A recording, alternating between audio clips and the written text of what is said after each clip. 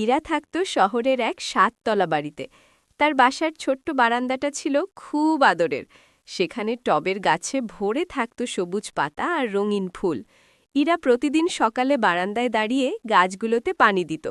একদিন হঠাৎ সে দেখল একটি ছোট্ট চড়ুই পাখি বারান্দার কোণে কাঁপছে। তার একটি ডানা একটু আঘাত লেগেছে, উড়তে পারছে না। ইরার মনটা কেমন যেন ভারী হয়ে গেল। সে আস্তে করে কাছে গিয়ে পাখিটাকে ভয় না দেখিয়ে কিছু চাল আর পানি রেখে দিল। চড়ুইটি ধীরে ধীরে খেতে শুরু করল। পরের কয়েকদিন ইরা নিয়ম করে পাখিটাকে খাবার দিত। ধীরে ধীরে চড়ুইটির ভয় কেটে গেল। সে ইরাকে চিনতে শিখল।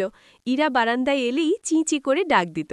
কিছুদিন পর চড়ুইটির ডানা ভালো হয়ে গেল, কিন্তু সে আর পুরোপুরি চলে গেল না। প্রতিদিন সে বারান্দায় এসে বসত। এভাবেই ইরা আর ছোট্ট চড়ুই পাখির মধ্যে গড়ে উঠল এক মিষ্টি বন্ধুত্ব, যা শহরের উঁচু বাড়িতেও ভালোবাসার গল্প শোনাত।